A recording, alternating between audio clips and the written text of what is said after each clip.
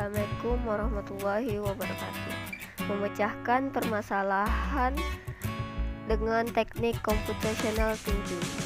Secara umum, ilmu komputasi adalah bidang ilmu yang mempunyai perhatian pada penyusunan model matematika dan teknik penyelesaian numerik serta penggunaan komputer untuk menganalisis dan memecahkan masalah ilmu sains. 2. Teori komputasi.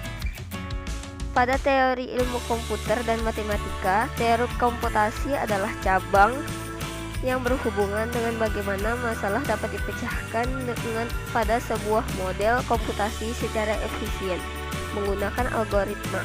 Bidang ini terbagi menjadi 3 fokus besar, yaitu A. Teori otomata adalah teori mengenai mesin abstrak dan berkaitan erat dengan teori bahasa formal. Ada beberapa hal yang berkaitan dengan otomata, yaitu grammar. B. Teori komputabilitas bertujuan untuk memeriksa apakah persoalan komputasi dapat dipecahkan pada suatu model komputasi teoritis. C. Teori kompleksitas dapat dianggap sebagai model penciptaan dari seluruh cabang dalam ilmu komputer. Maka dari itu, logika dan matematika digunakan pada teori komputasi. 3. Pengertian berpikir komputasional. Pemikiran komputasional adalah suatu proses pemikiran yang melibatkan suatu masalah dan mengekspresikan solusinya seperti cara berpikir layaknya komputer yang bisa menyelesaikan secara efektif. Pemikiran komputasional adalah sebuah proses berulang yang terbagi menjadi 3 tahapan, antara lain A. Formulasi masalah atau abstraksi. B. Mengekspresikan solusi atau otomatisasi. C. Mengekspresikan solusi dan mengevaluasi atau analisis. 4. Karakteristik berpikir komputasional. Berpikir komputasional memiliki beberapa karakteristik sebagai berikut. A. Mampu memberikan pemecahan masalah menggunakan komputer atau perangkat lain. B. Logika dalam mengelompokkan dan menganalisa data. C. Mampu melakukan representasi data melalui abstraksi dengan suatu model atau simulasi. D. Mampu melakukan otomatisasi melalui cara berpikir algoritma. E. Mampu melakukan identifikasi, analisis, dan implementasi. F. Mampu melakukan generalisasi solusi untuk berbagai masalah yang berbeda. 5. Metode berpikir komputasional. A. Dekomposisi berfungsi untuk membagi masalah dalam lingkup yang lebih kecil atau spesifik. B. Pengenalan pola membantu kita dalam menentukan alternatif penyelesaian dari masalah yang dihadapi. C. Abstraksi melakukan generalisasi dan mengidentifikasi prinsip umum yang menghasilkan pola, tren, dan keteraturan. D. Algoritma digunakan untuk perhitungan penalaran dan pemrosesan data. B. Contoh penerapan berpikir komputasional. 1. Dekomposisi. Kita akan menentukan dan baru mengelompokkan apa saja proses yang dihadapi, seperti menyiapkan hanger, memisahkan pakaian berdasarkan jenis, menyiapkan ember dan alat cuci, lalu proses mencuci dan menjemurnya. 2. Pengenalan pola. Dengan melihat pakaian yang akan dicuci, pada saat memilah pakaian sebelumnya, kita akan menemukan banyak jenis pakaian yang menunjukkan bahwa dia layak untuk dicuci dan tidak. Dari sini, kita akan membuat prediksi seberapa banyak deterjen yang akan dipakai atau air yang akan dibutuhkan. 3. Abstraksi. Setelah memilih pakaian yang mana yang kotor, kita akan mengidentifikasi pakaian menurut tingkat kekotorannya dan menyatukan pakaian yang senada agar pakaian tidak akan luntur. 4. Algoritma. Setelah mengikuti semua langkah di atas, kita akan mengurutkan pemecahan dari mencuci pakaian dengan memulai dari memilih pakaian, menyiapkan alat, mencuci, memeras, dan yang terakhir adalah menjemur. Membuat karya teknologi untuk memecahkan persoalan. A. Peranan TIK dalam pemecahan masalah. Secara umum, pengertian TIK adalah suatu studi perancangan implementasi, pengembangan, dukungan, atau manajemen informasi berbasis komputer, khususnya perangkat keras dan perangkat lunak. TIK membuat semua teknologi yang berhubungan dengan penanganan informasi. Pengertian teknologi informasi dan komunikasi adalah teknologi yang berhubungan dengan pengambilan, pengumpulan, pengolahan, penyimpanan, penyebaran, dan penyajian informasi.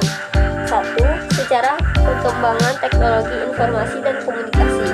Perkembangan teknologi informasi dan komunikasi pada masa prasejarah dimulai dari tahun 3000 sebelum Masehi.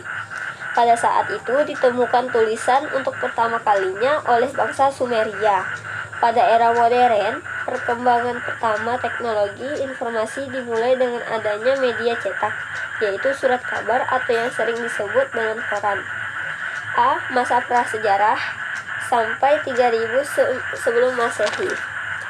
B. Masa sejarah 3000 sebelum Masehi sampai 1400 Masehi. C. Masa modern 1400 Masehi sampai sekarang. 2. Fungsi teknologi informasi dan komunikasi.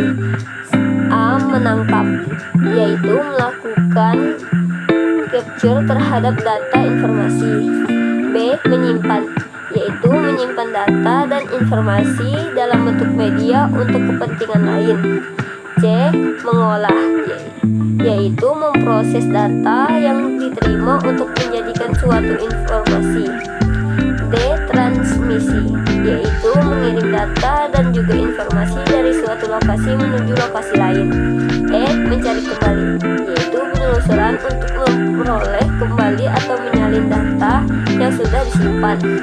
F. Menghasilkan, yaitu mengorganisasi data dan informasi ke dalam bentuk yang lebih bermanfaat. 3. Tujuan utama teknologi untuk memecahkan suatu masalah, membuka kreativitas, meningkatkan aktivitas dan efisiensi dalam melakukan pekerjaan. Dengan adanya teknologi informasi, membuat pekerjaan manusia menjadi lebih mudah dan efisien. A. Tujuan teknologi informasi dalam memecahkan masalah. Berhubungan dengan semua masalah yang terjadi pada manusia, peran teknologi informasi akan sangat vital untuk memecahkan masalah. Sebab teknologi informasi di dalamnya terdapat sebuah informasi yang berguna sebagai pemecahan masalah yang terjadi pada kehidupan manusia sehari-hari. B. Tujuan teknologi informasi dalam membuka kreativitas. Pengintegrasian teknologi dalam pembelajaran sangat membuka peluang untuk kreativitas dan kemandirian seseorang. Beragamnya sumber belajar yang dapat diakses membutuhkan kearifan agar selektif dalam memilah dan memilih sumber tersebut. C. Tujuan teknologi informasi efektif dan efisien. Teknologi dapat dikatakan efektif dan efisien sebab dapat diakses dengan mudah dan tidak membutuhkan waktu yang lama. B. Mengimplementasikan computational thinking untuk memecahkan persoalan. Cara mengimplementasikan computational thinking adalah dengan memahami masalah, mengumpulkan semua data, lalu mencari solusi sesuai dengan masalah. Dalam computational thinking ada yang disebut dengan dekomposisi, yaitu memecahkan suatu masalah dengan yang kompleks dengan cara membagi menjadi masalah yang kecil agar lebih mudah diselesaikan. C. Konsep matematika dalam program komputer. Matematika merupakan cabang ilmu yang mempelajari tentang besaran, struktur, ruang, dan perubahan matematika dan penggunaan angka untuk melakukan perhitungan. Implementasi komputasi dalam cabang ilmu matematika yakni keikutsertaan peran komputer. Mengingat pentingnya cabang ilmu matematika dalam kehidupan sehari-hari, membuat komputasi memainkan peran yang semakin menguat, baik dalam ilmu pengetahuan maupun dalam matematika. 1. Sejarah komputasi modern. Sebenarnya kata komputer pertama kali digunakan secara umum pada tahun 1613.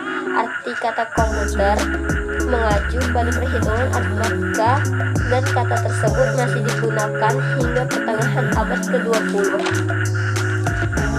Komputasi modern digunakan untuk memecahkan masalah yang ada. Contoh perhitungan komputasi modern yaitu A.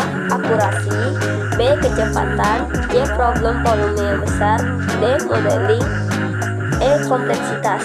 2. Karakteristik komputasi modern. Komputasi modern memiliki 3 karakteristik umum. Berikut 3 karakteristik komputasi modern. A. Komputer-komputer terhubung ke jaringan yang luas dengan kapasitas bandwidth yang beragam. B. Komputer maupun jaringan tidak terdedikasi, bisa hidup maupun atau mati sewaktu-waktu tanpa jadwal yang jelas. C. Komputer-komputer penyedia sumber daya bersifat heterogenus karena terdiri atas berbagai jenis perangkat keras, sistem operasi, serta aplikasi yang terpasang. 3. Manfaat komputasi modern. Komputasi modern dapat dimanfaatkan untuk memecahkan masalah-masalah berikut. A. Akurasi merupakan masalah yang paling penting dalam memecahkan masalah. Karena itu, pada komputasi modern dilakukan perhitungan bagaimana bisa menghasilkan suatu jawaban yang akurat dari sebuah masalah. B. Kecepatan. Komputasi harus dapat dilakukan dalam waktu yang cepat ketika mengolah suatu data, sehingga perlu metode kecepatan untuk mengolah perhitungan dalam waktu singkat. C. Problem volume yang besar. Pada komputasi modern, untuk menangani masalah volume yang besar, dengan metode ini data yang besar diparalelkan dalam pengolahannya sehingga dapat diorganisasi dengan baik. D. Modeling merupakan suatu hal yang penting dalam melakukan suatu perhitungan yang rumit. E. Kompleksitas dirancang untuk menangani masalah yang kompleks sehingga dapat diterapkan pada komputer. 4. Macam-macam komputasi modern. Komputasi modern dibagi menjadi 3 macam, yaitu A. Mobile computing merupakan teknologi komputer sehingga manusia dapat berkomunikasi menggunakan jaringan tanpa menggunakan kabel dan tidak tergantung di suatu tempat. Contohnya seperti GPS, smartphone, wearable komputer, dan PDA. B. Grid computing merupakan komputasi yang dilakukan menggunakan komputer yang terpisah oleh geografis. Datanya didistribusikan dan dihubungkan oleh jaringan untuk menyelesaikan masalah komputasi skala besar. Contohnya pada penggunaan komputer dalam perkantoran yang saling terintegrasi. C. Cloud computing komputasi yang dinamis dengan memanfaatkan sumber daya virtual yang menyediakan layanan melalui internet. Contoh cloud computing diantaranya cloud storage, kursus online, internet banking, situs jual beli online. 5. Langkah-langkah pemecahan masalah dengan konsep matematika. Secara umum, strategi pemecahan masalah yang sering digunakan adalah strategi yang dikemukakan oleh Foila pada tahun 1973. Menurut Foila, untuk mempermudah memahami dan menyelesaikan suatu masalah terlebih dahulu masalah tersebut disusun menjadi masalah-masalah sederhana, lalu dianalisis, kemudian dilanjutkan dengan proses sintesis. Langkah-langkah pemecahan masalah matematika yang dikemukakan oleh Foila sebagai berikut. A. Memahami masalah. B. Membuat rencana penyelesaian. C. Melaksanakan rencana. D. Melihat kembali. Sekian penjelasan dari saya. Bila ada kekurangan, saya mohon maaf. Wabillahi taufiq wal hidayah. Wassalamualaikum warahmatullahi wabarakatuh.